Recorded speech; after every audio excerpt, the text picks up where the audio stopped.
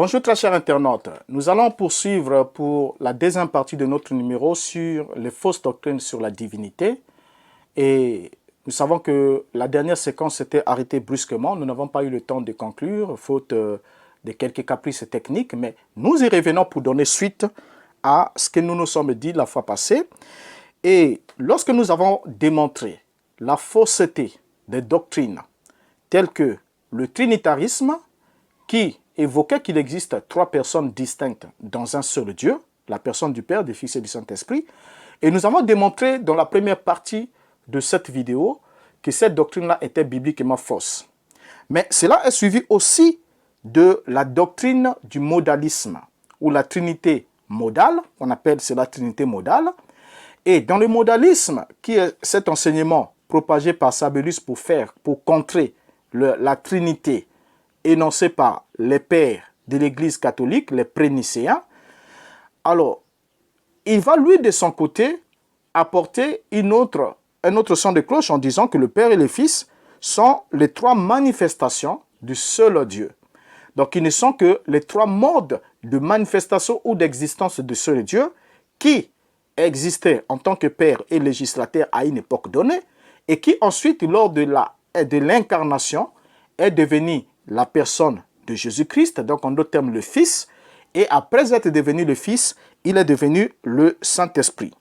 Et on a compris ensemble avec vous que le modalisme était une doctrine qui niait le caractère distinctif des trois entités, c'est-à-dire le Père. Il niait l'existence du caractère distinctif pour dire que ce sont des personnes. Pour l'enseignement modaliste, il n'y a pas une personne qu'on appelle Père, il n'y a pas une personne qu'on appelle Fils de Dieu, il n'y a pas une personne qu'on appelle Saint-Esprit. Mais les trois sont les manifestations dans le temps d'une seule entité, c'est-à-dire de Dieu, qui a pris le rôle du Père ou le titre du Père, et ensuite il est devenu le Fils, et après il devient le Saint-Esprit, tout en restant le seul Dieu. Et le nom de ce seul Dieu est Jésus-Christ, qui est lui-même le Père, qui est lui-même le Fils, qui est lui-même le Saint-Esprit, dans trois formes de sa manifestation. Mais lorsque nous prenons notre Bible, nous avons compris déjà ensemble avec vous que le modalisme sape l'enseignement des Écritures selon lequel Dieu ne change jamais. Malachie chapitre 3, le verset 6, c'est clair. Je suis Jéhovah, je ne change pas. Alors, et même dans Jacques chapitre 1, le verset 17, la Bible nous dit qu'en lui, Elohim, il n'y a point d'ombre de variation. Donc, il ne peut pas passer d'une mode de ce qu'il est à autre chose. Parce que d'éternité en éternité, comme nous dit le livre des psaumes, d'éternité en éternité, tu es Dieu. Que ce soit dans l'éternité passée comme dans l'éternité future, Dieu reste ce qu'il est.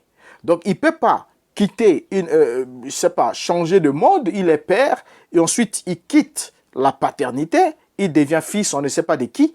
Et ensuite, il quitte la filiation. Il devient le Saint-Esprit, on ne sait pas de qui.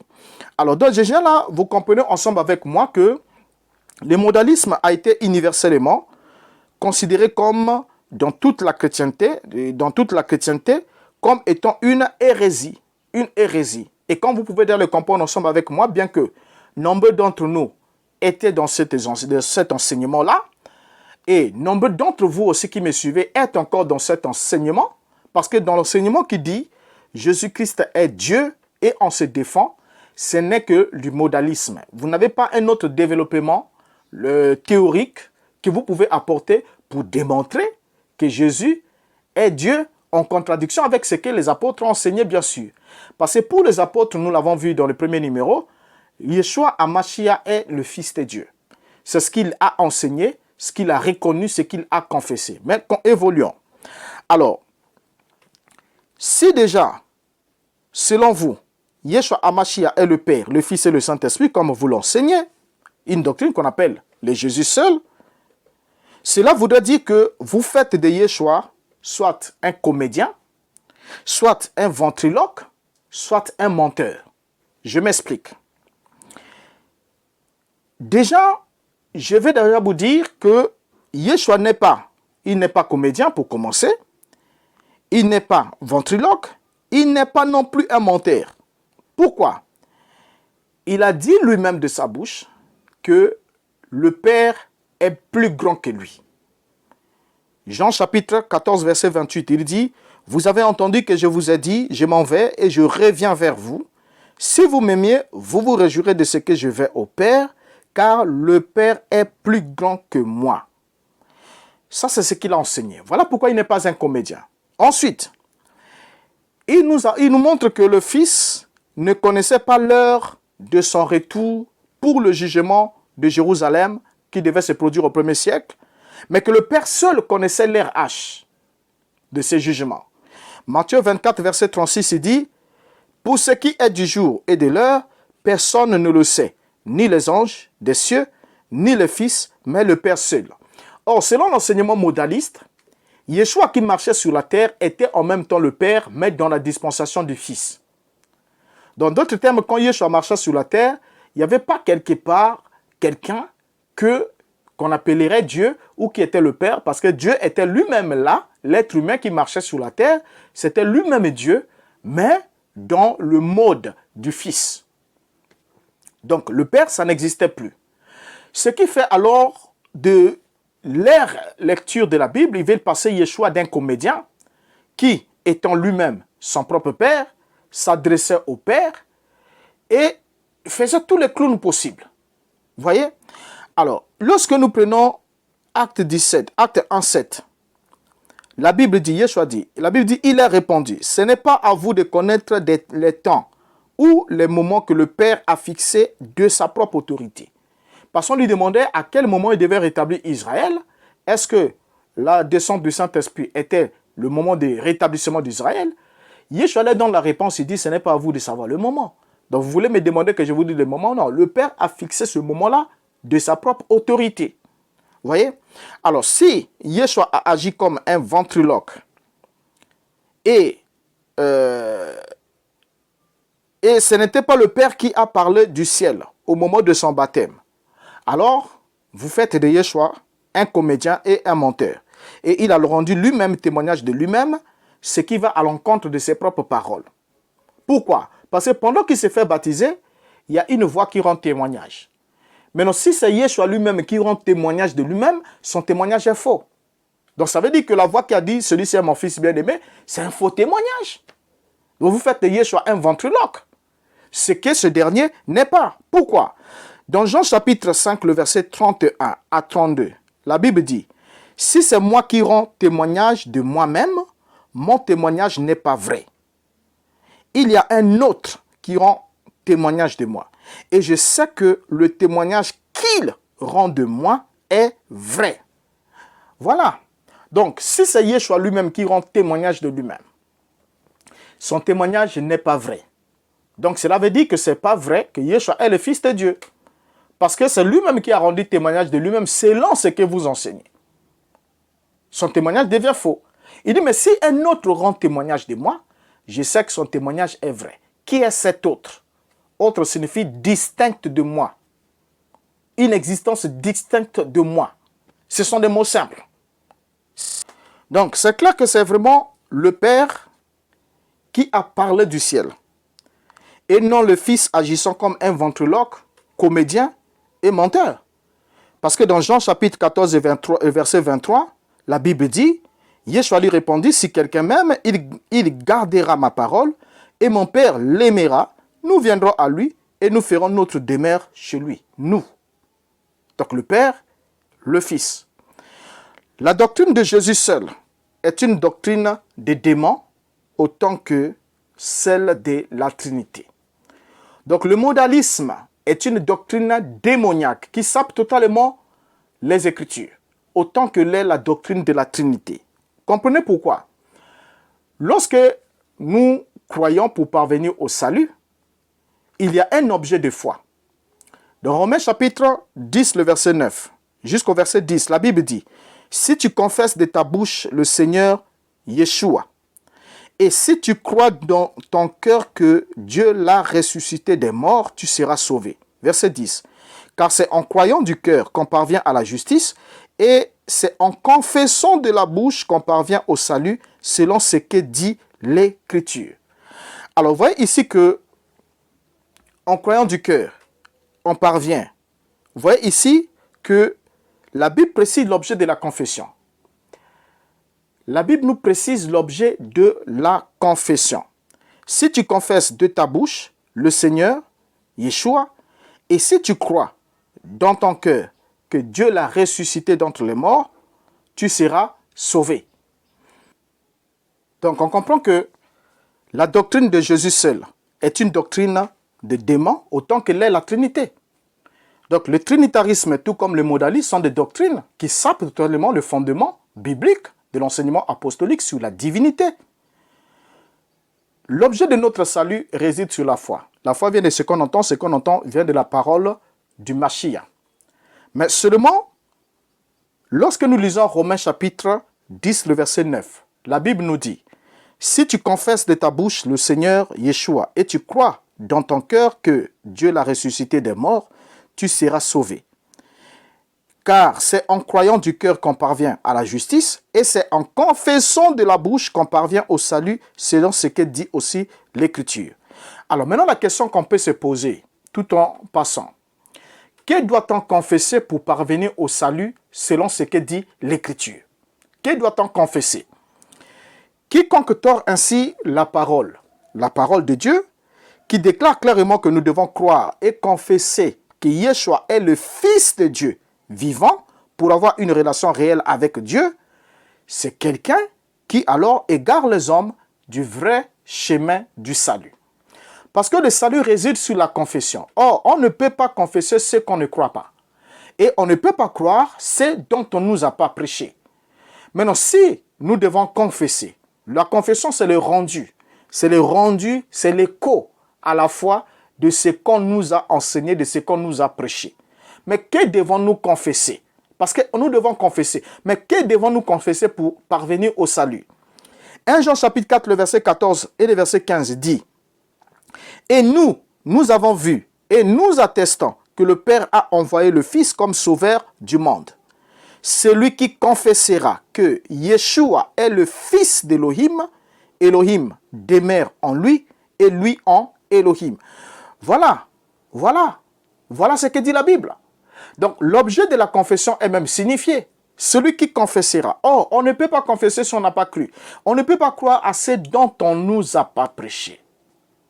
Du coup, lorsque on nous prêche un autre Yeshua, avec une autre qualification, nous faisons aussi d'autres confessions par rapport à ce qui nous est prêché. Et quand nous faisons des confessions par rapport à ce qui nous est prêché, mais le Dieu de la Bible, qui est le Dieu de la vérité, ne change pas le modus operandi, ne change pas le canal, la voie qu'il a tracée pour lequel, le chemin pour lequel nous devons accéder au salut. Il ne le change pas. Vous voyez un peu? Alors donc déjà, un tel homme qui ne confesse pas que Yeshua est le Fils de Dieu, fait effectivement l'œuvre du diable. Vous allez me dire, frère, c'est un peu trop fort. Nous confessons qu'il est le Fils de Dieu, mais nous ne nous limitons pas à ça. Nous confessons ensuite qu'il est Dieu. Mais en vertu de quel passage? Nous allons prendre quelques versets qui ont été boités de leur interprétation et vous allez voir que nous avons été longtemps pris au piège de l'ennemi. Donc, la solution contre une fausse doctrine n'est pas forcément la bonne doctrine. Ce n'est pas parce que vous êtes opposé à une conception qui est venue avant la vôtre qu'effectivement la vôtre est la solution au problème. Vous pouvez emmener un autre problème, l'opposer au premier, tout néanmoins que celui que vous emmenez aussi ne puisse pas être la solution adéquate. Parce que ce n'est pas en accord avec ce que disent les textes bibliques. Donc si ceux qui ont conçu la doctrine de la Trinité ne sont pas allés à partir des bases bibliques, ils ont tordu certains passages et tout, parce que l'objectif premier c'était chercher des passages qu'on peut adapter à diviniser la personne de Yeshua. Ensuite, on divinise le Saint-Esprit et on fait des trois des êtres divins. Et du coup, puisque la Bible ne reconnaît pas qu'il y ait plusieurs dieux au dehors d'un seul, alors on est obligé de dire que le Père et le Fils sont tous les trois Dieu, constituent tous les trois dieux, mais dans une seule essence. Alors, une telle personne qui enseigne cet enseignement-là fait l'œuvre du diable. Pourquoi je dis l'œuvre du diable? Parce que quand nous prenons notre Bible, la Bible est claire. La Bible nous dit que personne n'a jamais vu Dieu, c'est-à-dire le Père. La Bible est claire là-dessus. Personne n'a jamais vu Dieu. En d'autres termes, le Père. Les hommes n'ont vu que la gloire de Dieu ou la manifestation de sa gloire, que ce soit dans Actes chapitre 5, le verset 55 à 56, il est clair, et autant que dans Jean chapitre 14, le verset 15 jusqu'au verset 26. Et en même temps, ce que nous relevons, c'est que Yeshua n'est pas son propre Père. Il avait bien un Père, parce qu'il n'était pas menteur. Il avait bien un Père, ce Père dont il désignait être en même temps son Dieu. Vous voyez? Donc le Fils sera avec le Père et auprès du Père pour l'éternité, et il sera soumis au Père, qui est son chef, comme le mari est le chef de la femme. Ce n'est pas pour rien que l'apôtre Paul souligne ces faits. Il dit que l'homme est le chef de la femme, Dieu est le chef de Christ, et Christ est le chef de tout homme. Et quand on prend 1 Corinthiens chapitre 11, verset 3, il dit « Je veux cependant que vous sachiez que Christ est le chef de tout homme, que l'homme est le chef de la femme et que Dieu est le chef de Christ. » Donc, par amour, mes chers frères et sœurs, et respect, le Seigneur Yeshua sera éternellement soumis au Père. Selon 1 Corinthiens chapitre 15, le verset 28 qui nous dit « Et lorsque toutes choses lui auront été soumises, alors le Fils lui-même sera soumis à celui qui lui a soumis toutes choses, afin que Dieu soit tout en tous. » Donc vous voyez ici que Yeshua a dit clairement avoir été auprès du Père avant que le monde fût, Jean chapitre 17, versets 4 à 5. Alors, dire autre chose et venir enseigner autre chose, c'est appeler Yeshua un menteur. C'est dire qu'il est un menteur. Parce que dans le trinitarisme, dans le modalisme qui est l'objet de cette deuxième partie, il n'y a pas d'entité existant qu'on appellerait Père. Ça n'existe pas. Donc Dieu le Père n'existe pas. Dieu le Fils n'existe pas. Le Fils de Dieu, ça n'existe pas en tant qu'entité, en tant qu'individu, distinct du Père. Mais que le Père, le Fils et le Saint-Esprit sont les trois modes de manifestation d'un seul Dieu, qui, lorsqu'il était sur la terre et au ciel, il était Père. Quand il est venu sur la terre, il est devenu Fils. Et quand il revient dans le croyant, il devient Saint-Esprit et il porte un seul nom. Son nom, c'est Jésus-Christ. Donc, du coup, la personne du Père n'existe pas. La personne du Fils n'existe pas. Alors, là, on se retrouve totalement dans ce mensonge qui a été servi très tôt, à l'aube de la manifestation ou de la fondation des églises dites des réveils ou charismatiques, des mouvements charismatiques et autres, qui, pour s'opposer au système catholique romain, à l'idolâtrie romaine et à l'adoration au culte de Rome, ils ont été obligés de prendre l'adversaire, l'enseignement adverse de la Trinité, et ils se sont revêtus de cet enseignement adverse de la Trinité, ne sachant pas qu'ils sont aussi, eux aussi, en train de faire le jeu du diable. Le jeu du diable. Alors, notons, dire que Yeshua est son propre Père, c'est d'appeler le Seigneur et les apôtres des menteurs. C'est la raison pour laquelle Jean a dit, 1 Jean chapitre 2, le verset 22, « Qui est menteur? Sinon celui qui nie que Yeshua est le Mashiach. Celui-là est l'Antéchrist, qui nie le Père et le Fils. » Notons bien, qui nie le Père et le Fils. Ici, Jean dit que le menteur, il pose la question, qui est menteur? Vous savez que le père du mensonge, c'est le diable. Parce que quand on a dit plus haut que cette doctrine-là, si vous enseignez, c'est un enseignement diabolique. Quelqu'un a boudé. Parce que c'est un enseignement qui enseigne un mensonge. Et le mensonge, c'est le contraire de la vérité. Et le père du mensonge, c'est le diable. Donc si l'enseignement est un mensonge, alors cet enseignement ne peut avoir d'autre source que le diable. Si ce n'a pas le diable comme source, alors vous allez dire que c'est Dieu qui en est la source. C'est faux. Vous savez bien que Dieu n'est pas la source de mensonge. Il n'est pas le père du mensonge. Le père du mensonge, c'est le diable. Vous voyez? Et Dieu est le Dieu de la vérité. Et ici, l'apôtre dit, qui est menteur? Sinon, celui qui nie que Yeshua est le Mashiach. Donc, premier mensonge, c'est celui-là. Nier que Yeshua est le Mashiach, c'est-à-dire qu'il est le oint. Donc, nier que Yeshua est le oint, vous êtes un menteur. Alors, dans l'onction, pourquoi nier qu'il est oint, vous êtes menteur? Parce que dans l'onction, il faut qu'il y ait deux entités. Il faut qu'il y ait celui qui oint et celui qui est oint. Donc, il y a un qui subit l'action de la part de l'autre. Donc, David, pour qu'il soit oint, il y a eu celui qui l'a oint. C'était naturellement Samuel, le prophète, qui a pris la corne remplie d'huile sous l'ordre de Jéhovah. Il est venu, il a versé l'onction sur lui. Et David est devenu le Mashiach, le oint, le roi, oint. Et l'onction, il les reçoit. Aaron, pour qu'il soit oint, Moïse a versé de l'huile d'onction sur lui. Donc, pour qu'il y ait l'onction, l'accomplissement de l'onction, il ne peut pas y avoir d'homme oint. Personne ne peut s'auto-oindre lui-même. Il reçoit l'onction de la part de quelqu'un d'autre. Maintenant, ici, l'apôtre précise. Qui est menteur? Sinon celui qui nie que Yeshua est le Mashiach. Il pose la question. Celui qui nie que Yeshua est le Mashiach. Or, pour qu'il y ait un Mashiach, il faut qu'il y ait celui qui oint et celui qui est oint. Ensuite, l'onction.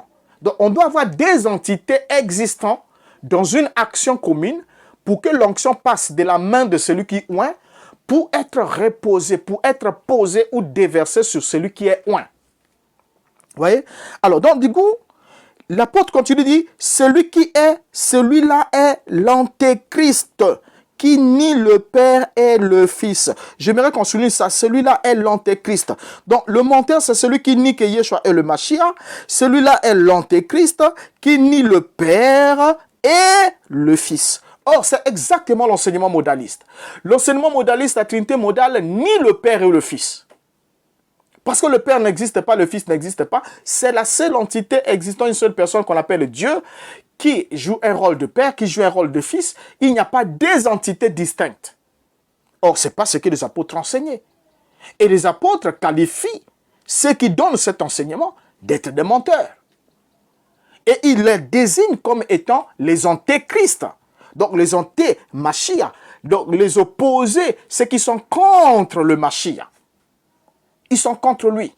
Accomplissant ainsi le psaume 2e qui dit, ils se sont levés contre toi, Jéhovah, et contre celui que tu as oint. Accomplissant le psaume 2e, rappelé aussi par les apôtres. Dans Actes chapitre 4. Vous voyez?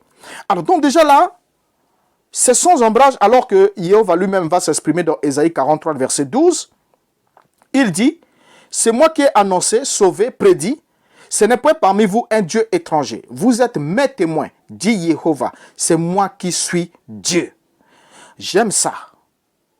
C'est moi qui suis Dieu.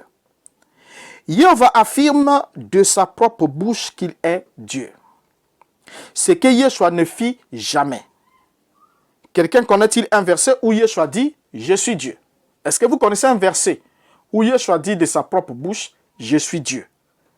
Mais Jéhovah, au moins lui, il le dit de sa propre bouche, je suis Dieu. Et il précise bien, c'est moi qui suis Dieu. Et Yeshua vient, il nous précise que seul le Père est le seul vrai Dieu. Donc s'il y a d'autres dieux qu'on peut ajouter à côté de Dieu, ce sont des faux dieux, ce ne sont pas des vrais. On arrivera, je vois quelqu'un, déjà c'est dit, il y a 1 Jean 5, 20 qui nous parle. On va prendre ce verset-là, il faudra des numéros spéciaux pour tous ces versets-là, qui ont été mal rendus pour nous permettre de nous trouver en erreur. Malgré le temps qu'on a passé ensemble, frères, malgré le temps qu'on a passé avec notre expérience de faire l'œuvre de Dieu, mais si nous ne faisons pas l'œuvre de Dieu selon la volonté de Dieu, nous serons surpris qu'à la fin nous ayons couru pour rien. Parce que celui qui court en dehors des règles, qui ne court pas selon les règles, ne remporte pas le prix.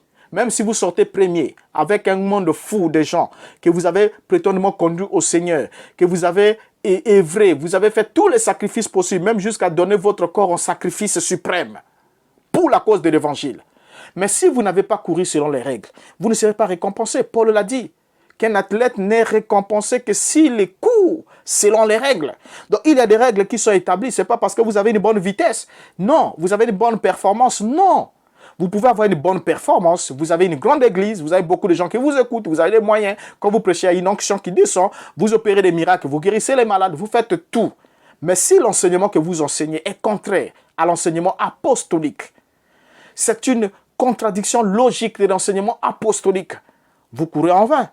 Parce que vous sortez premier, on vous dit que vous n'avez pas couru selon les règles, votre résultat n'est pas considéré, quelle que soit votre performance. Vous voyez? Donc, ce sont des choses très sérieuses.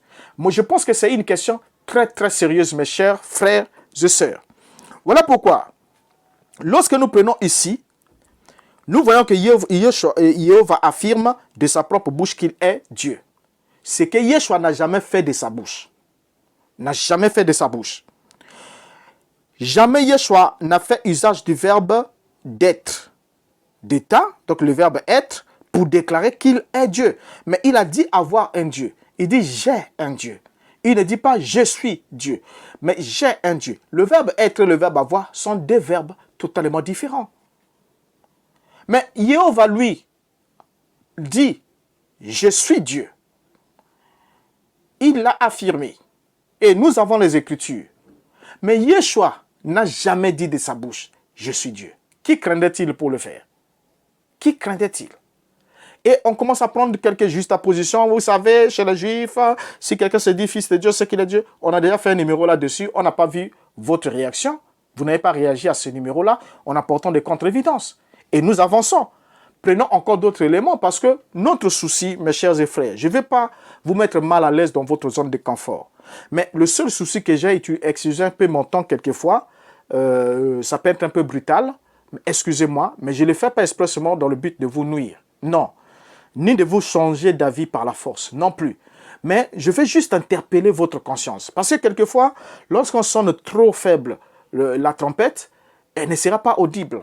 Mais pour qu'on sente l'urgence, on sente vraiment l'urgence, il faudra qu'on ose quelquefois le temps. Vous voyez? Et cela permet de comprendre combien la question est urgente. Lorsque Yeshua parle de sa relation, il utilise le terme, le vocable Dieu, il n'a jamais employé le verbe être pour dire je suis Dieu. Mais il emploie le verbe avoir pour dire j'ai un Dieu. Jean chapitre 20 verset 17 dit, Yeshua lui dit, ne me touche pas, car je ne suis pas encore monté vers mon Père, mais va trouver mes frères. Et dis-leur, je monte vers mon Père et votre Père, vers mon Dieu et votre Dieu. Voyez ici.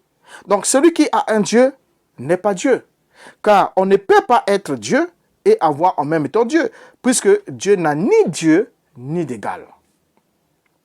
Celui qui est Dieu n'a pas de Dieu. Vous voyez? Parce que Dieu n'a pas d'égal. Dieu n'a pas de Dieu non plus. Dieu, qui est le Dieu des dieux? Ça n'existe pas. Le Dieu des dieux, ça n'existe pas. Le seul Dieu que nous connaissons, l'unique, n'a pas de Dieu. Mais Yeshua, lui, il avait un Dieu. Vous voyez? Alors déjà, Dieu et Yeshua n'ont pas le même nom, mais ils ont des noms distincts. Ça, c'est un élément important. Ils ont des noms distincts pour s'adresser à nos amis modalistes qui ne croient pas qu'il y ait l'existence d'un être qu'on appellerait Dieu, qui soit le Père de Yeshua. Que lorsque Yeshua disait Dieu, il disait Père. Au fait, il se moquait de ceux qui sont là. Il faisait le clown. Il se moquait d'eux. Au fait, c'est lui-même qui était le Père, qui est devenu homme, s'appelant ainsi fils de Dieu. Voilà. Vous voyez? Mais alors que excusez-moi. Alors que dans les évangiles, ce n'est pas le cas. Ce n'est pas le cas. Vous voyez? Alors, en plus, Yeshua et le Père n'ont pas le même nom. En plus, le fait pour le Père et l'agneau d'avoir deux noms distincts dans la Bible est très significatif. Quand nous prenons Apocalypse chapitre 14, le verset 1er, on affiche le verset. Il a dit quoi? Je regardais et voici l'agneau se tenait sur la montagne de Sion. Et avec lui, 144 000 personnes qui avaient son nom et le nom de son Père écrit sur leur front. Regardez bien ce passage. Nous avons mis en gras pour souligner quelque chose de très important. Regardez bien.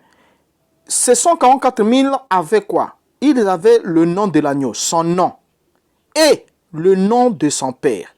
Alors, notons que si le Père, avec le verset gardé devant nos yeux, si le Père et le Fils ne sont pas des entités distinctes, selon les modalistes, mais ce sont juste les titres de la manifestation d'un seul Dieu. Mais ici, néanmoins, il est montré qu'ils ont deux noms distincts. Remarquez que écrit, le verbe écrit est au pluriel. Plutôt, ici, il a dit, ils avaient son nom et le nom de son père, écrit. Le participe passé écrit ici s'accorde avec S. Sur le front. Vous avez ici écrit qui est écrit avec S. Remarquez que écrit est au pluriel. Il s'agit bien de deux noms distincts. Sinon, écrit ne devrait pas porter S. Et c'est important. Ce n'est pas un hasard. Prenez n'importe quelle version, vous allez vous rendre compte. Donc, les 144 000 avaient le nom. Alors, si le Père et le Fils avaient le même nom, écrit ne prendrait pas S. Ce serait un seul nom qui serait écrit. Mais ils avaient le nom de l'agneau et le nom de son père, le père de qui? De l'agneau, écrit sur leur front. Remarquez aussi dans Thessaloniciens 3, verset 11. Il est dit, au sujet du verbe aplanir, comment est-ce qu'il est conjugué? La Bible dit, prenons-le, le passage est là, ok. La Bible nous parle ici du verbe aplanir. La Bible nous montre que, dans 1 Thessaloniciens 3, verset 11, que le verbe aplanir est conjugué à la troisième personne du pluriel. On peut dire, ils aplanissent. On constate qu'il s'agit de Jéhovah et de Yeshua. Donc, les deux aplanissent. Mais alors que s'il s'agissait d'un seul individu, on devait avoir aplanir non, au singulier, donc à la troisième personne du singulier. Mais seulement, qu'est-ce que nous lisons? 1 Thessaloniciens 3, verset 11. Que Dieu lui-même, notre Père et notre Seigneur Yeshua aplanissent notre route pour que nous allions vers vous. Donc ici, dans les écrits de Paul, Paul est clair, c'est un érudit, il ne met pas le singulier, il ne met pas le pluriel pour le plaisir de les mettre. Donc il précise bien que Dieu lui-même, notre Père, et notre Seigneur Yeshua aplanissent, avec ENT à la fin, qui montre qu'on est à la troisième personne du pluriel. Ils aplanissent. Donc, Jéhovah et Yeshua, les deux, doivent aplanir la voie pour que Paul arrive jusqu'à ces gens. Ce qui est intéressant est que Yeshua Hamashiach parle de son Dieu.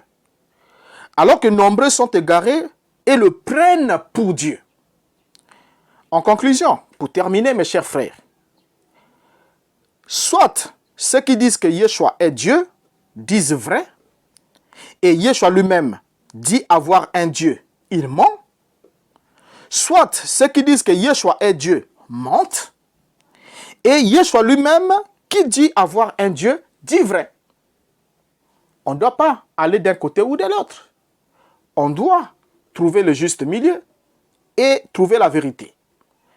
Êtes-vous du côté des véridiques ou du côté des menteurs? Comprenez-vous que Dieu et son Fils sont deux êtres distincts à ne pas confondre et que vous devez avoir le Fils pour avoir le Père? Est-ce que vous le comprenez? Comprenez-vous cela? Dans 2 Jean chapitre 1, le verset 8, chapitre 1, le verset 8 jusqu'au verset 11, qu'est-ce que nous lisons? Lisons. Prenez garde à vous, afin que nous ne perdions pas ces choses pour lesquelles nous avons œuvré, mais que nous recevions une pleine récompense. Quiconque transgresse et ne demeure pas dans la doctrine de Christ n'a pas Dieu. Celui qui demeure dans la doctrine de Christ a les deux, le Père et le Fils. Si quelqu'un vient à vous et n'apporte pas cette doctrine, ne le recevez pas dans votre maison et ne le saluez pas de la part de Dieu. Car celui qui le salue de la part de Dieu participe à ses mauvaises œuvres. Bien, on comprend. Voyez? Donc déjà là, l'apôtre est clair. L'apôtre nous dit, celui qui demeure dans la doctrine de Christ a les deux, le Père et le Fils. A les deux, le Père et le Fils. Si quelqu'un vient à vous et n'apporte pas cette doctrine, donc la doctrine de la distinction du Père et du Fils. Si quelqu'un n'apporte pas cette doctrine et dit ne le saluez pas au nom de Dieu, ne le dites pas que la paix de Dieu soit avec toi. Ne le saluez pas au nom de Dieu.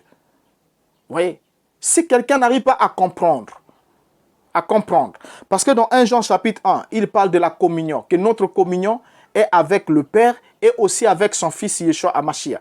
Donc si quelqu'un n'arrive pas à emmener cette doctrine-là quand la personne vient chez vous, de la distinction entre Yeshua et Dieu, alors vous comprenez. Ne le saluez pas au nom de Dieu, parce que si vous le saluez au nom de Dieu, vous participez à ce péché. Et là, ça devient sérieux. Et lorsque nous prenons la Bible, nous voyons la même chose, le même schéma pratiquement, on va chuter.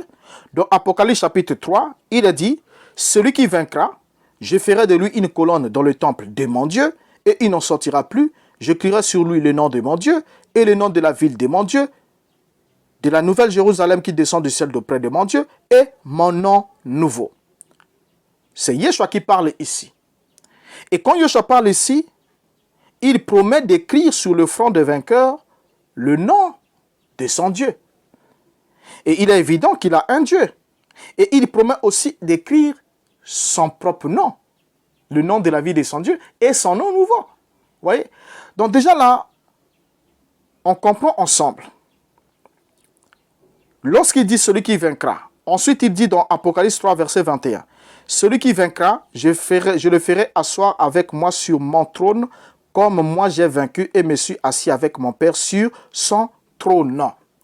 Donc, tout ce que le Christ a fait par ailleurs, il l'a fait pour Dieu son Père. Ce n'est pas pour rien que les êtres célestes, les célébrités célestes ont chanté. Apocalypse 5, verset 9. Et ils chantaient un cantique nouveau en disant, « Tu es digne de prendre le livre et d'en ouvrir le sceau, car tu as été immolé et tu as racheté pour Dieu, par ton sang, des hommes de toute tribu, de toute langue et de tout peuple et de toute nation. » Vous voyez que dans Apocalypse chapitre 5 toujours, nous voyons Yeshua prendre le livre scellé de la main de celui qui était assis sur le trône. Celui qui était assis sur le trône de la majesté divine, céleste, c'était Dieu. En d'autres termes, le Père. Et l'agneau qui s'est approché, c'est la métaphore du Fils. Nous avons là un tableau où les deux entités sont présentes. Mais comment vous faites pour dire non, celui qui était assis sur le trône, qui tenait le petit livre ouvert, le petit livre fermé, c'était Yeshua. Et celui qui est aussi venu prendre le livre, c'était toujours Yeshua. Après, vous allez mettre le mot mystère. Et c'est comme ça que vous chamboulez tout. Et d'autres sont obligés alors, quand ils sont dans cette impasse, ils se disent, mais tiens, si on va dans un sens, on tombe dans la trinité modale. Mais si on ne va pas dans la trinité modale, on est obligé de retourner dans la trinité ontologique ou bien dans la trinité romaine. Du coup, on a trois personnes dans la divinité. Bon, je crois à partir d'aujourd'hui que Dieu est le Père, il est Dieu, mais je crois aussi que Jésus aussi est Dieu. Vous tombez dans la Trinité. Donc, au fait, tous ces deux enseignements n'ont rien à voir avec la Bible. Parce que la Bible croyait qu'il y a un seul Dieu, les apôtres croyaient qu'il y a un seul Dieu, et Yeshua était son Fils. Voilà l'enseignement biblique que les apôtres ont prêché tout le temps. Et le salut était conditionné à la fois à ça. Du coup, lorsqu'on prêche un autre Yeshua, on réunit celui que les apôtres ont prêché, on devient un serviteur du diable. Comment on appelle, le jugement a été écrit depuis longtemps. On ne peut pas faire, si le jugement a déjà été écrit, même si je parle présentement là, ça ne va que vous énerver et vous réconforter encore dans votre position. Mais si votre nom a été écrit dans le livre des vies, je crois que le Saint-Esprit commencera à parler à votre cœur. Et vous allez entrer dans la prière et vous allez réellement demander au Seigneur, qu'en est-il de ces choses? Et il vous répondra. Il vous répondra, je le crois, de tout mon cœur. Vous voyez? Alors, donc déjà, lorsque la Bible dit ici, tu as racheté pour Dieu des hommes de tout le monde. Donc, Yeshua a racheté pour qui? Tout ce que Yeshua fait, c'est pour Dieu, son Père. Il est venu accomplir la volonté de son Père. Il était le serviteur fidèle de son Père, qui était en même temps son Dieu. Alors, dans l'Apocalypse 5 ici, on voit bien que Yeshua vient prendre le livre de la main droite de celui qui est assis sur le trône. Je le dirai encore, et je vais encore le répéter, pas pour vous faire mal, mais juste pour accentuer davantage. La doctrine des trois personnes en Dieu, ainsi que celle de Jésus seul, sont des doctrines de démons. Sont des doctrines de démons. Pourquoi? On répète. 1 Jean chapitre 2, le verset 22. La Bible dit, qui est menteur? Sinon celui qui nie que Yeshua est le Mashiach. Celui-là est l'Antéchrist qui nie le Père et le Fils. Donc alors, mon cher frères et sœurs, mes chers frères et sœurs, ne laissez personne alors continuer à vous duper sous le sceau du mystère. Parce que c'est le seul mot qui est devenu comme un mot fourre-tout, là où on se permet de véhiculer toutes les hérésies possibles dans le label, sous le label du mystère. Pour dire non, c'est un mystère. On ne cherche pas à comprendre, c'est un mystère. Parce qu'à un moment, il dit que le Père est plus grand que lui. À un moment, il dit que celui qui m'a vu a vu le Père. Donc, frère, comprenez ça comme ça. Il n'y a pas un autre Dieu, ce n'est que Jésus lui-même. Et on entend des gens chanter cela dans leurs chansons. On entend des gens danser cela. On entend des gens vouer cela dans leur culte. Des cultes entiers. Mais sans se rendre compte qu'ils sont en train de prêcher un autre Jésus. Un autre Jésus. Pas celui qui a été prêché par les apôtres. Et du coup, si on n'a pas celui qui a été prêché par les apôtres, on se retrouve là alors dans une inversion illogique qui est juste élevée, donnée dans le but d'entraîner des âmes à la perdition. Parce que ce jour-là, vous direz, n'ai-je pas prêché en ton nom? N'ai-je pas guéri les malades en ton nom? N'ai-je pas fait beaucoup de miracles par ton nom? Et vous connaissez la réponse. Je ne vous ai jamais connu ouvrier de l'iniquité. Vous savez ce que c'est l'iniquité. Prenez le 3e commandement, vous verrez. Lorsque Elohim dit, tu n'auras pas d'autre Dieu devant ma face. Ensuite, il dit, tu ne te feras point d'image taillée. Ensuite, il dit, tu ne te feras pas d'image taillée ni de représentation quelconque des choses qui sont dans le ciel, sur la terre et sous la terre. Tu ne te prosterneras point devant elles. Car je suis Jéhovah, un Elohim jaloux, qui punit l'iniquité des enfants, l'iniquité des pères sur leurs enfants jusqu'à la 4e génération, et qui fait grâce, miséricorde jusqu'à 1000 générations pour ceux qui me craignent. Mais lorsque Adonai parle de l'iniquité pour la première fois dans les commandements, il associe l'iniquité à une adoration déviante. Adoration déviante. Il dit qu'il punit l'iniquité jusqu'à la 4e génération. Mais pourquoi il parle de l'iniquité en évoquant la jalousie? Sa jalousie sur l'adoration. Pourquoi? Mais pourquoi les apôtres ont adoré Dieu? Pourquoi Yeshua a enseigné que les vrais adorateurs adoreront le Père en donnant cette précision? Pourquoi?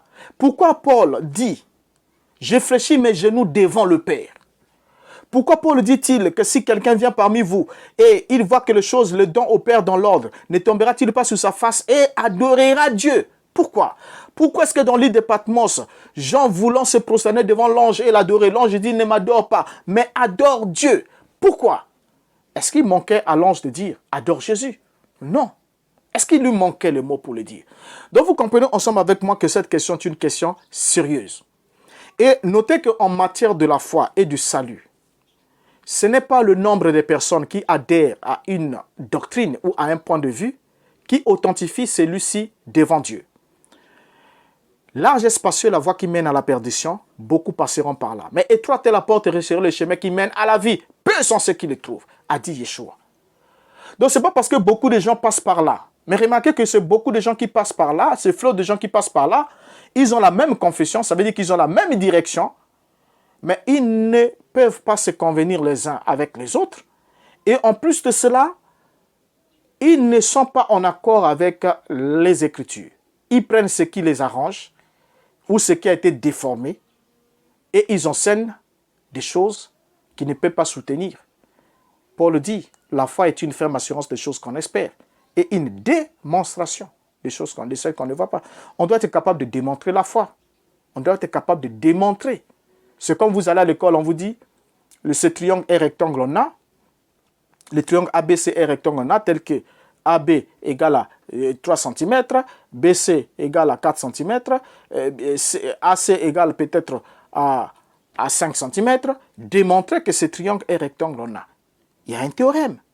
Vous n'allez pas dire non, tel que je vois ce triangle avec ces dimensions, il est rectangle, on a. On vous colle un 0. Lorsqu'on vous appelle démontrer, on vous demande de prouver, d'apporter des preuves évidentes qui confirment la thèse selon laquelle ce triangle est rectangle, on a. Donc la foi est une démonstration. Ce qu'on ne peut pas être démontré ne doit pas être cru. C'est une démonstration. Alors ne laissez pas les gens vous dire, frère, non, Yeshua, le Dieu, le Père, le Fils et le Saint-Esprit sont des manifestations d'un seul Dieu qui s'est manifesté en 3 temps et tout et tout et tout. Mais alors que ce n'est pas démontrable. Vous ne pouvez pas les démontrer parce que toutes les séquences bibliques, que ce soit de la Genèse jusqu'à l'Apocalypse, nous voyons Dieu agir seul. Dieu dit seul, j'ai fait les cieux et la terre, seul. Nous le voyons agir seul. Même quand il dit faisons l'homme à notre image, la Bible dit alors, Jéhovah Elohim créa l'homme à son image et à sa ressemblance. Dans le langage, il utilise le pluriel, mais dans l'action, il agit au singulier. Donc ces choses-là ne devaient pas vous embrouiller. Ne laissez pas les gens vous mettre ça dans la tête sous le label du mystère. Je vous parle, c'est un cri d'alarme. Je sais que la vidéo ne sera pas bien aimée. Vous n'êtes pas obligé de laisser un commentaire, mais si vous pouvez laisser un commentaire, une suggestion, ça nous aidera davantage. Partagez s'il y a lieu. Mais comprenez, mes chers frères et sœurs, en conclusion, que le trinitarisme, tout comme son opposé, le modalisme, qui est prôné par les églises dites de réveil, ou mouvements évangéliques ou charismatiques, sont des fausses doctrines qui entraînent des âmes à la perdition. Parce qu'ils vous emmènent dans la méconnaissance de Dieu. On ne vous enseigne pas à parvenir à la connaissance de Dieu, mais dans la méconnaissance de Dieu, et en vous prêchant un autre Yeshua que les apôtres n'ont pas prêché. Celui que les apôtres ont prêché était fils de Dieu, serviteur de Dieu, prophète de Dieu, messager de Dieu. Il était le Seigneur. La Bible dit, Dieu a fait Seigneur et Christ, c'est Yeshua que vous avez crucifié. Un Seigneur fait n'est pas le Seigneur suprême, mais il a au-dessus de lui Dieu, à qui nous devons toute adoration, et Yeshua, nous devons toute obéissance à son enseignement. Parce qu'il a dit aux apôtres, enseignez-leur à observer tout ce que je vous ai prescrit. Et ce que les apôtres nous ont prescrit de la part du Maître, c'est ce que nous observons. Et le Seigneur, c'est celui à qui nous devons obéissance et soumission à ses paroles et à ses règles qui nous montrent comment marcher dans le chemin de Dieu et dans le service de Dieu. Alors, je vous prends congé pour ce numéro et merci pour votre patience. Priez pour moi, supportez-moi en tant que votre frère. Nous reviendrons au prochain numéro parler sûrement d'Ésaïe chapitre 7, 14 et Ésaïe 9, 6. Qui est l'enfant qui a été promis? Qui est le fils promis? Nous en parlerons et vous verrez exactement où est-ce que nous nous sommes retrouvés avec des interprétations fallacieuses des Écritures selon les tendances des courants existants à une époque dans le but de consolider ou de se conforter dans une doctrine qui est fausse à la lumière des Écritures. Je vous dis au revoir, c'était votre frère Renaud Boris Mbota. Je vous donne rendez-vous au prochain numéro. Aimez la vidéo, abonnez-vous sur la chaîne si ce n'est pas encore fait. Partagez le lien, likez et soutenez-moi dans vos prières. Et de toutes les manières possibles, logistiquement, que cela soit, quels que soient les moyens que vous aurez à mettre en œuvre pour soutenir, pour qu'on avance ensemble. Je crois qu'ensemble, nous irons plus loin et nous pourrons alors creuser les profondeurs insondables pour parvenir à la connaissance du Fils de Dieu. Merci, au revoir, à la prochaine.